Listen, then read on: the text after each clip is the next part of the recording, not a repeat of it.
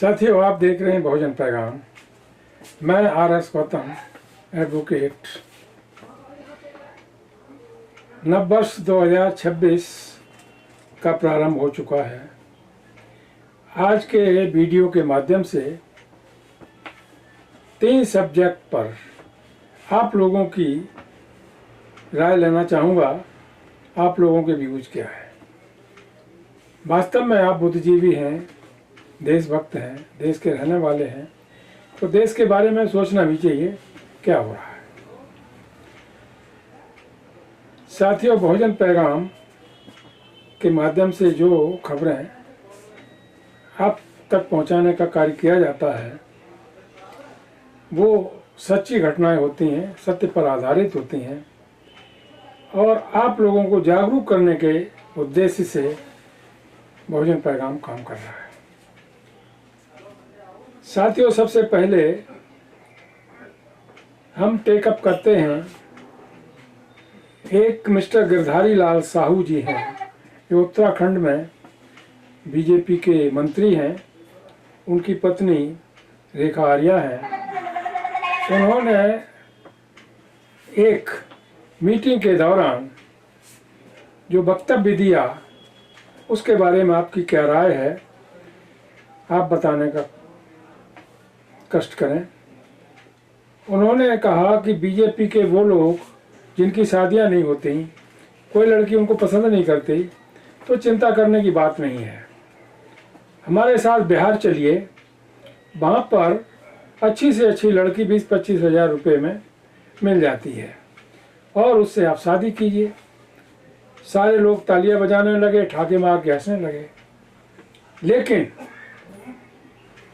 ये कहना एक प्रदेश विशेष के लिए, उसके मान सम्मान के लिए कितना घातक सिद्ध हो सकता है, आप सोच सकते हैं। बिहार से बहुत सारे बीजेपी के सांसद भी हैं, बिहार में बीजेपी के MLA भी हैं, बीजेपी की सरकार भी है। नीतीश कुमार से मिलकर के सरकार बनी है, नीतीश कुमार मुख्यमंत्री हैं। बिहार में चिराग पासवान रहते हैं, लालू प्रसाद यादव रहते हैं, पप्पू यादव रहते हैं, जीतन मांझी रहते हैं, शत्रुघ्न सिन्हा जी रहते हैं, हजारों लाखों लोग रहते हैं। तो क्या इन लोगों पर भी ये वक्तव्य लागू होगा कि इनकी लड़कियों का भी मूल्य 20-25 हज़ार रुपये हो सकता है? कितनी शर्मनाक बात है। इस पर एक्शन होना चाहिए अथवा नहीं होना चाहिए, आप अपनी राय दें। आप उत्तर प्रदेश के हैं, पंजाब के हैं, हरियाणा के हैं, राजस्थान के हैं, किसी भी स्टेट के हैं। यदि उस स्टेट के लिए ऐसी बात कह दी जाए तो उस स्टेट के लोग क्या नामर्द साबित होंगे कि उसको बर्दाश्त कर जाएं और उसका कोई जवाब न दें, और ऐसे नेता को, चाहे वो कितना ही बड़ा नेता क्यों ना हो, उसके साथ एक कानूनी कार्रवाई करने की मुहिम न छेड़ी जाए। इस संबंध में मैं अपनी तरफ से कोई एक्सप्लेनेशन दूं, मैं उचित समझूंगा कि आप इस पर क्या कहना चाहते हैं। तो आप अपनी राय बहुजन पैगाम को व्यक्त करें, जिसके आधार पर अगला जो वीडियो जाएगा वो देश के समक्ष रखा जाएगा।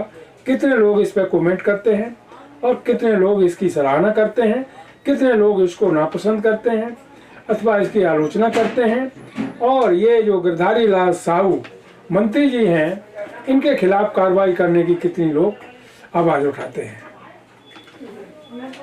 साथियों, दूसरी बात, आज ही भारत सरकार ने विकसित भारत शिक्षा अधिष्ठान नामक बिल पार्लियामेंट में पेश किया है। यह बिल क्या है? इस बिल के तहत जो राज्यों को शिक्षा की पावर थी वो खत्म की जाएगी।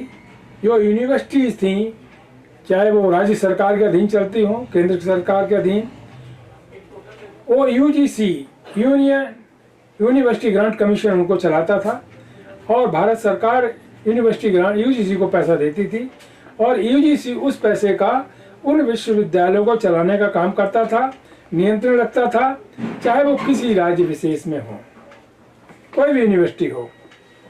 लेकिन ये बिल यदि पास हो गया, इस बिल के आधार पर क्या होगा कि राज्यों की पावर खत्म हो जाएगी, यूजीसी की पावर खत्म हो जाएगी और ये काम सेंट्रल गवर्नमेंट यानी भारत सरकार के अधीन हो जाएगा। वहाँ का जो एजुकेशन मंत्रालय होगा और उसमें जो बाबू बैठेंगे वो नीति निर्धारण करेंगे। बाबू का मतलब जो बैकडोर से आईएएस कैडर के सेक्रेटरी बनाए जाते हैं वो इस काम को करेंगे। इससे क्या होगा, यूनिवर्सिटीज को जो ग्रांट दी जाती है वो बंद हो जाएगी। कहा जा रहा है कि यूनिवर्सिटी लोन ले सकती है, यानी सरकार उनको लोन देगी, लोन पर यूनिवर्सिटी चलेगी। फिर सवाल उठता है कि जो बच्चे पढ़ते हैं उसमें गरीबों के बच्चे भी हैं, एससी एसटी ओबीसी माइनॉरिटी के बच्चे हैं, सवर्णों के भी बच्चे हैं। जो गरीब बच्चे हैं वो फीस नहीं दे पाएंगे, तो उनके लिए भी कहा गया है कि उनको भी सरकार लोन देगी। यानी अब इस देश की शिक्षा व्यवस्था लोन पर चलेगी। लोन का कुछ क्राइटेरिया भी होगा, फ्री फंड में तो लोन किसी को नहीं मिलता। लोन लेने के लिए कितने पापड़ बेलने पड़ते हैं, जिन लोगों ने लोन लिया होगा उनको पता होगा। तो लोन यूं ही नहीं मिल जाता। यानी ये सरकार इस बिल के माध्यम से पूरे भारत की एजुकेशनल सिस्टम को लोन आधारित सिस्टम बनाना चाहती है। यूनिवर्सिटी भी कोई पावर नहीं होगी, यूजीसी को पावर नहीं होगी, स्टेट को पावर नहीं होगी, सारी पावर से सेंट्रल गवर्नमेंट के पास होगी। इसके तहत जो वाइस चांसलर नियुक्त किए जा रहे हैं काफ़ी समय से, यानी 10-11 साल से सोच करके जो आरएसएस के बंदे हैं उनको बीसी नियुक्त किया जा रहा है। जो प्रोफेसर असिस्टेंट प्रोफेसर नियुक्त किए जा रहे हैं यूनिवर्सिटीज़ में वो भी छाँट कर किए जा रहे हैं। यहाँ पर आरक्षण का पूरी तरह 100% वायोलेशन हो रहा है। वैकेंसीज खाली पड़ी हुई हैं, ना एससी का कैंडिडेट, ना एससी का, ना एसटी का, ना ओबीसी का, ना माइनॉरिटी का। और 7 क्लास में भी वही लोग जो पुश्तैनी यानी पीढ़ी दर पीढ़ी प्रोफेसर डॉक्टर्स बने हुए हैं यूनिवर्सिटीज में, उन्हीं के बच्चे अपॉइंट किए जाते हैं। एक गरीब ब्राह्मण का बेटा जो गांव में रहता है उसकी मजाल हिम्मत ही नहीं जुटा पाएगा कि यूनिवर्सिटी प्रोफेसर हो जाए, कोई मतलब ही नहीं। वहाँ जो उनके आका बैठे हुए हैं उसी समाज के वही उसकी नो एंट्री कर देंगे। ऐसी स्थिति में लोकतंत्र खत्म हो गया। किसके लिए लोकतंत्र होगा? ऐसी स्थिति में देश के लोगों को क्या करना चाहिए? आगे हम लोगों ने जो पढ़ लिया, गर्व करते थे एक बार कि इस देश में इलाहाबाद यूनिवर्सिटी ऐसी यूनिवर्सिटी थी जहाँ से आईएएस आईपीएस जजेस वकील डॉक्टर बनते थे। उसका नाम था पूरे देश में, गर्व करते थे लोग। मैं भी गर्व करता हूँ क्योंकि मैं भी इलाहाबाद यूनिवर्सिटी का स्कॉलर रहा हूँ। लेकिन आज ऐसी यूनिवर्सिटी की क्या दुर्गत होने जा रही है। देश के अंदर जो शासन व्यवस्था बनी, जो प्रधानमंत्री बने, अब तक लगभग 50% प्रधानमंत्री इलाहाबाद अथवा इलाहाबाद यूनिवर्सिटी की देन है। तो ये इतिहास, जो गौरवमय इतिहास रहा इलाहाबाद यूनिवर्सिटी का, वो आगे चल करके धीरे धीरे जीरो हो जाएगा, शून्य हो जाएगा। इसके साथ साथ जेएनयू जहाँ से मेधावी छात्र आते हैं वो पॉलिटिक्स में भी आते हैं और देश को चलाने के लिए, देश को आगे बढ़ाने के लिए योजनाएं बनाते हैं, उनको जेल में डाला जा रहा है। उसी क्रम में उमर खालिद नाम का एक व्यक्ति जो जेएनयू का स्कॉलर रहा है, पिछले 5 सालों से यूएपीए के तहत यानी अनलॉफुल एक्टिविटीज प्रिवेंशन एक्ट 1961-67 के तहत वो जेल में बंद है। अभी आपने देखा यूनाइटेड स्टेट्स ऑफ अमेरिका के 8 सांसदों ने एक लेटर लिखा है भारत सरकार को भी और उमर खालिद के परिवार वालों को भी कि भाई एक तो न कानून है न लोकतंत्र है, लोकतंत्र व्यवस्था का हनन हो रहा है। एक व्यक्ति को 5 साल से जेल में रखा गया है, न ट्रायल हो रहा है, न कोई चार्जशीट आ रही, न कुछ भी नहीं आ रहा है। इसके लिए गुनहगार केवल भारत सरकार ही नहीं है, इसके लिए गुनहगार हमारे देश की पूरी न्याय व्यवस्था भी है। और सबसे बड़ी जिम्मेदारी है भारत के सुप्रीम कोर्ट की, जिसकी सबसे बड़ी जिम्मेदारी है उसको पूरा नहीं किया जा रहा है। सुप्रीम कोर्ट को सोमोटो एक्शन लेना चाहिए, और सोमोटो एक्शन नहीं भी लेता, वहाँ पर बेल एप्लीकेशन भी लगाई गई। सुप्रीम कोर्ट ने क्या ऑर्डर किए, उमर खालिद को अभी तक जेल में क्यों रखा गया है? 5 साल हो गई। अरे भाई, ट्रायल होना चाहिए, सिद्ध हो जाता है, कन्विक्शन होना चाहिए, जेल भेजो, सजा हो जाएगी। और नहीं तो without any cause and reason, भाई ही इन जैसी, वो जेल में क्यों है? इस पर आप लोगों के विचार भी आने चाहिए। इस तरह जो हम शिक्षा नीति की बात कर रहे हैं, अब तक जो शिक्षा नीति चल रही थी, वो इस बिल के पास हो जाने पर उसमें पूरा का पूरा परिवर्तन हो जाएगा। जितनी भी यूनिवर्सिटीज हैं, विश्वविद्यालय हैं भारत के, वो उसमें सारा का सारा दारोमदार, सारी जिम्मेदारी, उनको चलाने की प्रक्रिया वाइस चांसलर्स के अधीन होगी, जो कि आरएसएस के व्यक्ति होंगे। और ये हर यूनिवर्सिटी में किया जा रहा है। SC, ST, OBC, माइनॉरिटी और सवर्ण क्लास के लोगों से भी मैं कहना चाहूँगा, जरा थोड़ा पढ़ाई लिखाई पर ध्यान दें। अब उनकी मेरिट बहुत पीछे जा रही है और SC, ST, OBC की मेरिट बहुत आगे जा रही है। इसलिए वो बजाय वर्णवादी, जातिवादी, पाखंडवादी व्यवस्था को छोड़कर शिक्षा की तरफ ध्यान दें और समानता की बात करें, बराबरी की बात करें, तब जाकर के ये देश कहीं मजबूत हो सकेगा। हम सबके लिए एक निष्पक्ष बात करते हैं, किसी एक पक्षपात वाली बात नहीं करते हैं। हो क्या रहा है, आपने देखा अभी ग्वालियर में अनिल मिश्रा एंड कंपनी गिरफ्तार किए गए, जेल भेजे गए। संविधान को जलाते हैं, प्रतियों को जलाते हैं। जिस संविधान निर्माता ने देश के संविधान को बनाया, उसके पोस्टर जलाते हैं, मुर्दाबाद के नारे लगाते हैं। What is this? एजुकेशन कहाँ चली गई? किस यूनिवर्सिटी से पढ़ के आए? क्या कॉन्स्टिट्यूशनल लॉ नहीं पढ़ा? तो वहाँ डॉक्टर अम्बेडकर को नहीं पढ़ाया गया, संविधान को नहीं पढ़ाया गया। खैर, उन चीज़ों पर नहीं जाना चाहते।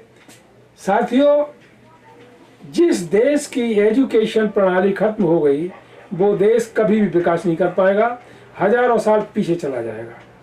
और यही ऐसा लगता है कि सरकार की मंशा है कि एजुकेशन खत्म करो, ऐसा कानून बनाओ जिसकी वजह से देश को अशिक्षित बनाया जा सके। जहाँ पर बाबा साहब डॉक्टर अम्बेडकर ने नारा दिया था, शिक्षित बनो, संगठित रहो, संघर्ष करो, वहीं पर इस बिल के तहत ये इनडायरेक्ट रूप में एक नारा है, स्लोगन है, अशिक्षित बनाओ, देश को अशिक्षित बनाओ। अशिक्षित बन के क्या होगा? देश गुलाम होगा। साथियों, ये विकसित भारत शिक्षा अधिष्ठान का बिल पेश किया गया है, जिसको एक कमेटी विशेष के लिए भेज दिया गया है। क्या रिपोर्ट आती है? विपक्ष के लोगों ने अभी शायद इसको समझ भी नहीं पाया है, हालांकि विरोध उन्होंने दर्ज करा दिया गया है। विपक्ष की तरफ से इसका भरपूर विरोध किया जा रहा है। लेकिन सवाल केवल विपक्ष वालों से नहीं है। जो पार्टियां, अन्य पार्टियां हैं जो बीजेपी को समर्थन दे रही हैं, चंद्रबाबू नायडू की पार्टी है, नीतीश की पार्टी है, अरे इनके भी तो लोग हैं, इनका क्या होगा? ये कानून, यदि ये बिल पास हो गया, आज नहीं तो कल ये पास करा लिया सरकार ने, तो इसका असर तो पूरे देश में पड़ेगा। इसका मतलब ये नहीं कि SC, ST, OBC के लोग ही इससे परेशान होंगे। वो तो बेचारे परेशान सदियों से हो रहे हैं, अब भी हो रहे हैं, लेकिन अपने न्याय की लड़ाई, समता की लड़ाई लड़ रहे हैं। लेकिन इस लड़ाई को लड़ने के लिए अभी एक मैं वीडियो देख रहा था, संदीप वाल्मीकि का वीडियो था। वो अपने समाज के लोगों से मीटिंग में कह रहे थे कि सदियों से हम देख रहे हैं, जो बहुजन समाज की लड़ाई है, संवैधानिक लड़ाई है, तुम्हारे अधिकारों की लड़ाई है, और किसी भी अन्याय के खिलाफ न्याय की लड़ाई है, वो केवल इस देश के अंदर जाटव समाज लड़ रहा है और हम सब लोगों को उनका साथ देना चाहिए। यानी वो वाल्मीकि समाज को ये संदेश दे रहे थे। उसी तरह से बहुत सारे वीडियोज पूरे देश भर से आ रहे हैं। अरे जो कौम जिसके पास पैसा भी नहीं है, केवल एजुकेशन के बल पर वो कौम आगे आकर के सबको साथ लेने की बात करती है, तो या तो आगे आप आइए और नहीं तो आगे बढ़ रहा उसका साथ दीजिए। तभी इस देश से पाखंडवाद, मनुवाद गायब होगा और समाजवाद पूरे देश के लिए सामने आएगा। साथियों, ये बिल बहुत खतरनाक होगा, पूरे देश को इसे जानना चाहिए। मैं फिर नाम लेता हूँ, विकसित भारत शिक्षा अधिष्ठान। ये बिल पेश किया गया पार्लियामेंट में, और यदि ये पास हो गया तो आपके देश का भावी जनरेशन अनपढ़ रह जाएगा। तो हमारे महापुरुषों ने जो कुर्बानियाँ दी हैं, बुद्ध से लेकर कांसीराम साहब तक, शिक्षा के लिए, समानता के लिए, समान न्याय के लिए, उनका क्या होगा? उसके सबके दोषी हम होंगे, और दोषी नहीं होंगे बल्कि हम पूरे देश के बहुजन समाज के लोग हैं, गद्दार कहलाएंगे कि हम अपने महापुरुषों की विरासत को नहीं बचा सके। तीसरा पॉइंट जिस पर आपकी राय हम लेना जरूर चाहेंगे, बहुत ही इंपॉर्टेंट है। आपने नाम सुना होगा, एक शख्स है जिसका नाम है एलन मस्क। एलन मस्क विश्व का सबसे धनाढ्य व्यक्ति है, रिच पर्सन है, पैसे वाला व्यक्ति है, लेकिन वो बहुत बड़ा टैलेंटेड भी है, इसमें कोई शक नहीं है। टैलेंटेड व्यक्ति ही टैलेंट की पहचान रखता है। टैलेंटेड व्यक्ति, उस व्यक्ति का आज से 3 महीने पहले का एक इंटरव्यू पूरे देश ने देखा होगा, दुनिया ने देखा होगा, क्योंकि जो एलन मस्क का आता है तो उसे पूरा दुनिया देखती है, जो चाइना हो, फ्रांस हो, अमेरिका हो, कुछ भी हो।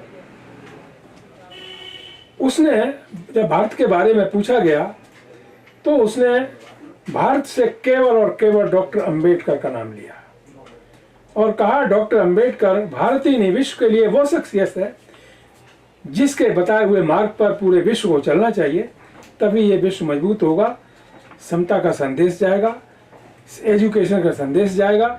और उसी एजुकेशन के आधार पर जो एलन मस्क आज विश्व का सबसे पावरफुल व्यक्ति कहें, सबसे रिच व्यक्ति कहें, बना है, उसका टैलेंट देखिए।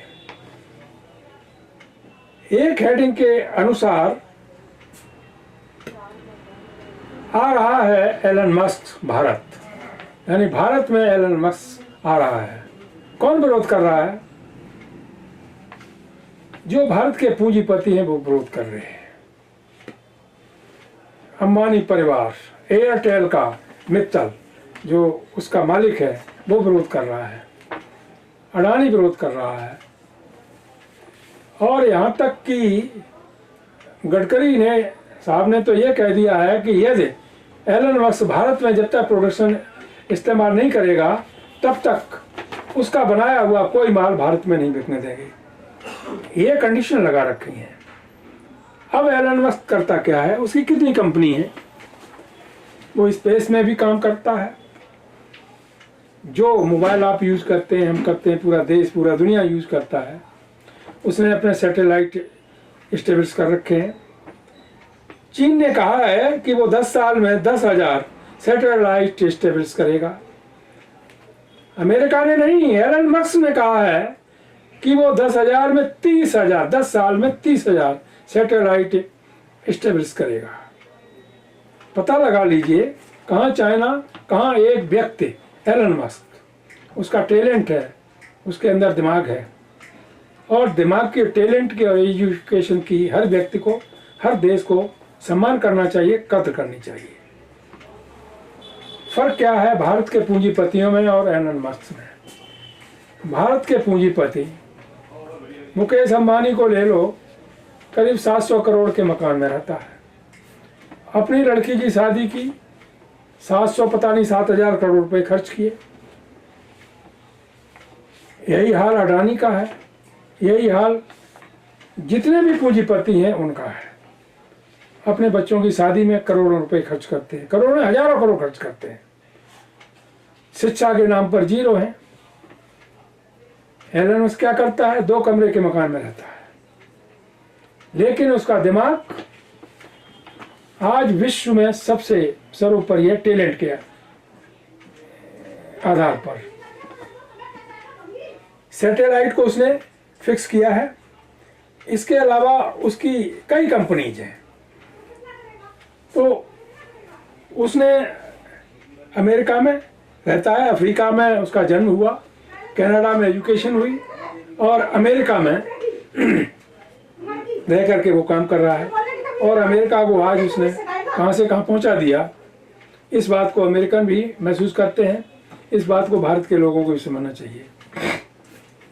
भारत में महंगाई क्यों है, मोबाइल महंगे क्यों हैं, उसका कारण यही है कि एलन मस्क आ गया तो ये जो जियो कंपनी है और एयरटेल कंपनी है आदि जो भारत में अपना धंधा कर रहे हैं, ये सब पिट जाएंगे, क्योंकि इनकी अपेक्षा कम से कम उसके रेट 10 गुने सस्ते होंगे, बजाय महंगे के सस्ते होंगे। तो इन्हें कौन पूछेगा, पूरे भारत में एलन मस्क छा जाएगा। दूसरी बात, वो चैरिटी भी करता है। जो देहात क्षेत्र में जहाँ पर सैटेलाइट काम नहीं करते या कुछ भी मतलब परेशानी होती है, तो वहाँ पर देहाती क्षेत्रों में जहाँ टावर नहीं है, वहाँ फ्री ऑफ कॉस्ट अपने इक्विपमेंट देता है किसानों के लिए, बच्चों के लिए, पढ़ने वाले बच्चों के लिए। और उसमें ऐसी चिप होती है, उसे कोई सैटेलाइट की ज़रूरत नहीं, ना किसी टावर की ज़रूरत है, ऑटोमेटिकली अपने आप से चलती है। तो इस तरह से ये पूंजीपति जो इस समय विभिन्न प्रकार की जो आइटम बना करके भारत को लूट रहे हैं और सारा पैसा इनकी जेब में जा रहा है, और हमारे प्रधानमंत्री जी उनकी तारीफ करते हैं, वहाँ जा कर के उनकी बीवी के सामने हाथ जोड़ करके नतमस्तक होते हैं।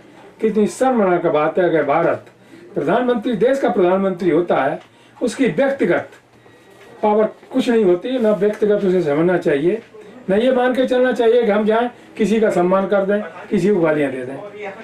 ये सोच के चलना चाहिए कि देश का प्रतिनिधि है और उसे वो काम करना चाहिए जो देश उस पर गर्व करे।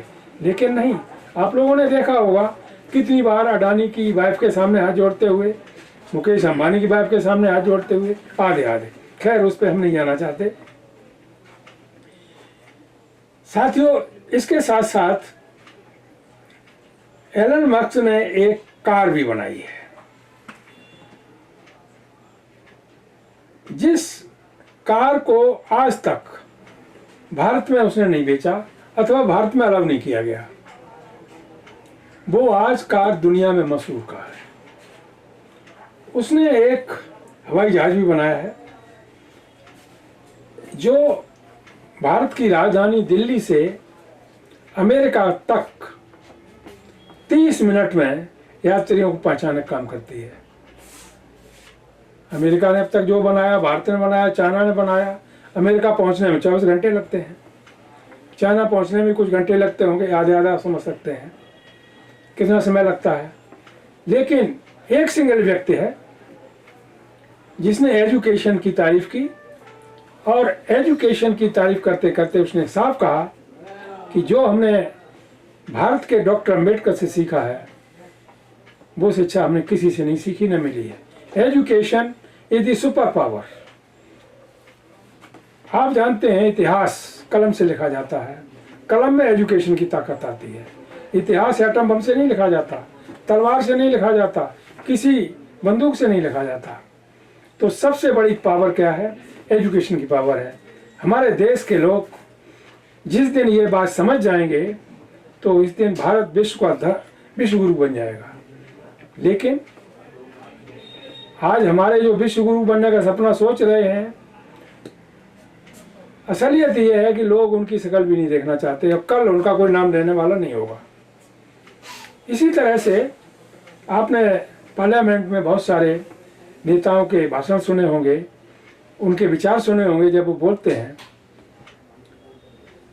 सांसद संजय सिंह ने, हालांकि वो मेरे रिश्तेदार नहीं, हम शकल सूरत से मैंने देखा हुआ है, उन्होंने हमको देखा भी नहीं होगा, वो सवाल पूछते हैं कि मोदी जी ने जितना पैसा अपनी तस्वीर खिंचवाने में, पोस्टर लगवाने में, मेट्रो में, पूरे देश में खर्च किया है, ये पैसा शिक्षा पे लगा दिया जाता तो इतने पैसे से भारत अशिक्षित नहीं रहता।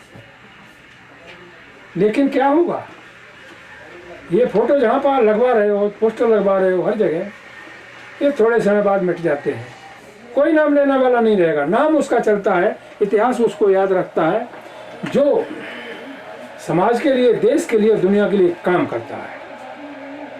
भारतीय नहीं, विश्व के सभी नेताओं को, जितने भी नेता हैं, बाबा साहब डॉक्टर अम्बेडकर से सीखना चाहिए, शिक्षा लेनी चाहिए कि आज इतना वक्त बीत गया, अम्बेडकर का ग्राफ पूरे विश्व में बढ़ता जा रहा है और जो प्रधानमंत्री रहे हो चाहे राष्ट्रपति रहे हो, उनको कोई नहीं जानता, उनका गिरता जा रहा है, क्योंकि वो काम उन्होंने नहीं किया जो बाबा साहब डॉक्टर अम्बेडकर ने किया। वो किसी एक व्यक्ति के लिए नहीं किया, मजहब के लिए नहीं किया, एक देश के लिए नहीं किया, पूरी दुनिया के लिए किया। और आज अमेरिका इसीलिए डॉक्टर अम्बेडकर पर गर्व करता है। जो भी भारत का CGI होता है, मैंने देखा है, चंद्रचूड़ साहब गए थे अमेरिका, लाइब्रेरी में गए, उन्होंने माथा टेका और 2 शब्द कहे कि मुझे गर्व है कि हमारे देश की वो महान विभूति आज अमेरिका की कैलिफोर्निया यूनिवर्सिटी में विराजमान है, इससे भारत गर्व करता है। अमेरिका खुद कहता है कि यदि डॉक्टर अम्बेडकर ने मेरे देश में जन्म लिया होता तो मैं सूर्य का नाम बदलकर डॉक्टर अम्बेडकर का नाम रख देता।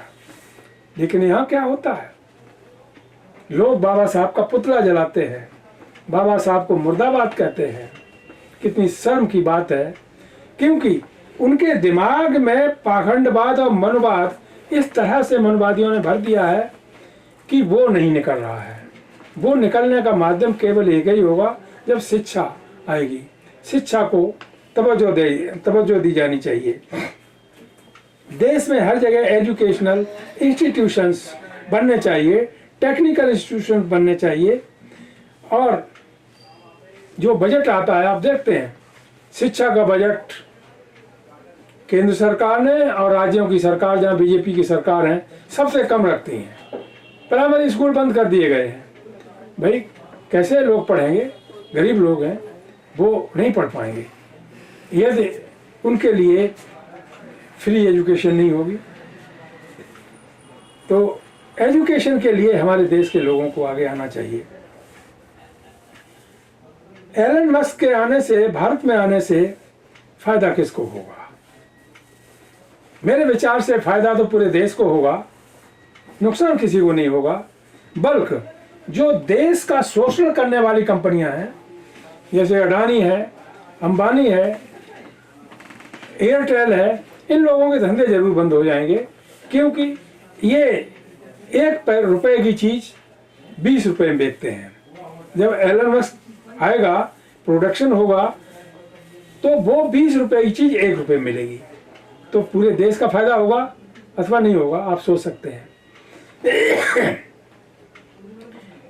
एलन मस्क का इरादा ये नहीं है कि वो किसी देश विशेष को ही बढ़ावा दे, वो पूरी दुनिया में लोगों को एक सहानुभूति के आधार पर, शिक्षा के आधार पर अवेयरनेस भी पैदा करना चाहता है। दूसरी बात यह है कि लोगों को इस काबिल बनाना चाहता है कि तुम भी सीखो और आगे बढ़ो और वैसा करो। इसमें बुराई क्या है? तो ये भारत के जो पूंजीपति हैं, इसका विरोध क्यों कर रहे हैं? आप देखते हैं, आप जानते हैं कि पूरे देश के अंदर आज भारत में जो दवाइयाँ बनती हैं, कहाँ से आती हैं? डायबिटीज की दवाई हो, कैंसर की दवाई हो, किसी भी मर्ज की दवाई हो। अरे भाई, तुम तो दवाई बनाना जानते नहीं हो। सारी दवाइयाँ तो अमेरिका से आती हैं, और वहाँ की टेक्नोलॉजी के लिए आप विरोध करते हो। कितनी शर्मनाक बात है। और कोई भी मीडिया, जो मीडिया मोदी ने अपने अंडर में कर लिया है, वो इन बातों को देशवासियों को बताने की जरूरत नहीं करता। उसे आराम से पैसा मिलता है, वो मोदी जी के गुण गाता है, बीजेपी का प्रचार करता है, और यहीं तक उसकी पहुंच है। भारत का विकास कब होगा? जब भारत एजुकेशन में जाएगा, टेक्नोलॉजी में जाएगा और विदेशों के आधार पर अपना विकास करेगा। वो इक्विपमेंट बना करके, हम क्या करते हैं, चाइना की बुराई करते हैं और चाइना ही पे हम निर्भर हैं। चाइना से सारा सामान मंगाते हैं। देखते हैं आप, रोड जो हाईवे बने हुए, रात में जो रोशनी होती है, वो बल्ब कहाँ से आए? सब चाइना के आए हुए हैं। हर घर में चाइना का सामान है, और चाइना के हम कभी कभी जाने अनजाने में बुराई कर देते हैं और डिपेंड हो रहे हैं चाइना पर। अरे चाइना से तो 50 गुना टेक्नोलॉजी हाई हो गई है एलन मस्क की, तो उसका विरोध क्यों किया जा रहा है? यहाँ के जो छात्र हैं, उनके लिए कितना ये जो एलन मस्क का विजिट होगा इंडिया का, कितना लाभकारी होगा। उनको बढ़ावे के लिए कितना उनको सुकून मिलेगा, साहस मिलेगा, हिम्मत मिलेगी। आप तो कोई प्रोडक्शन कर नहीं पाते, 4 व्हीलर कार आप नहीं बना पाते, कहीं कोरिया से मंगाते हैं, कहीं कहीं से मंगाते हैं। क्या यहाँ अभी तक 75 साल हो गए, 47 से ले 78 साल हो गए। 78 साल में आपने क्या बनाया? मेडिसिन आप नहीं बनाना जानते, सब अमेरिका से आती हैं। कारें हैं, हेलीकॉप्टर्स हैं, जहाज हैं वगैरह आदि हर चीज़ वो बनाना आप नहीं जानते। आप केवल भाषण देना जानते हैं, झूठ बोलना जानते हैं, जुमलेबाजी करना जानते हैं। इससे तो देश चलेगा नहीं। साथियों, ये बातें तो बहुत सारी हैं, नई बातें हैं, लेकिन उन पर हम नहीं जाना चाहते, वीडियो लंबा हो जाएगा। तो टेस्ला कार है, उसका नाम है जो एलन मस्क ने बनाई है, टेस्ला कार। विश्व के बहुत सारे देशों में जा रही है। हमने तो देखी नहीं है, उसका नाम जरूर सुना है। भाई टेस्ला कार भारत में क्यों नहीं दिखाई देती? क्यों रुका हुआ है? क्योंकि वो आ गई तो भारत में जितनी कारें हैं सब फेल हो जाएंगी। इसकी वजह से टेस्ला कार को भारत में बैन लगा दिया गया है। यानी जो मोस्ट हायर टेक्नोलॉजी है उसको भारत सरकार और भारत के पूंजीपति बैन लगाए हुए हैं। वो भारत में नहीं आनी चाहिए, क्योंकि भारत का विकास हो जाएगा तो इन लोगों के जो धंधे चल रहे हैं वो चौपट हो जाएंगे, लेकिन भारत की जनता के लिए तो एक राहत की सांस होगी। तो टेस्ला कार भारत में नहीं, अन्य देशों में जा रही है। इसी तरह से उसने बहुत सारे जेट भी बनाए हुए हैं। इतने काम किए हैं, काम गिनाए तो कम से कम 2-4 घंटे लग जाएंगे। इसलिए हम आज इतना ही कहना चाहेंगे कि एलन मस्क जब भारत आए, भारत के लोगों को बोलना चाहिए, कहना चाहिए कि वो टेक्नोलॉजी जिसके आधार पर आज अमेरिका कहाँ पहुंचा है, जापान कहाँ पहुंचा है, चाइना कहाँ पहुंचा है, और भारत पीछे क्यों है। तो भारत तभी आगे जा पाएगा जब नई टेक्नोलॉजी भारत के छात्रों को मिलेगी, चाहे वो किसी वर्ग धर्म के हो। साथियों, एक बात कहकर मैं अपनी बात समाप्त करता हूँ, जो हमेशा कहता हूँ कि इस देश के विकास में सबसे बड़ा रोड़ा जातिवाद और वर्णवाद है, यानी मनुवाद है। आप नोट कर लें, बार बार मैं इस बात को क्यों कहता हूँ, क्योंकि ये बात उस महामानव ने कही थी, आज सारा विश्व जिसको सर पे बिठाए हुए है, डॉक्टर अंबेडकर, कि धर्म और राजनीति साथ साथ नहीं चल सकते, अंबेडकरवाद और मनुवाद साथ साथ नहीं चल सकते। आपको किधर जाना है फैसला आपका है। आपने सोचना है और निश्चित करना है कि हमें अंबेडकर के बताए हुए मार्ग पर चलना है, तभी हमारा देश विकास कर पाएगा, अथवा मनुवाद के रास्ते पर जाना है। इन्हीं शब्दों के साथ मैं अपनी बात समाप्त करते हुए आपसे आग्रह करता हूं कि बहुजन पैगाम पर जो वीडियोज आते हैं इस चैनल को घर घर तक पहुंचाइए, जिससे लोग इसको सीख सकें और अपनी प्रोग्रेस कर सकें, समाज हित में, राष्ट्र हित में कुछ काम कर सकें। इसे सब्सक्राइब करें, लाइक करें, कमेंट करें, और यदि कोई बात गलत महसूस करते हैं तो उसकी समीक्षा करते हुए हमको बताएं भी। सब all the people of the country are on liberty to express their views as per Article 19 Constitution of India। हर व्यक्ति को आज़ादी है अपने व्यूज को एक्सप्रेशन करने की, लेकिन उसका मिसयूज नहीं होना चाहिए। इन्हीं शब्दों के साथ आप लोगों से विदा लेता हूँ। जय भीम, जय भारत, नमो बुद्धाय।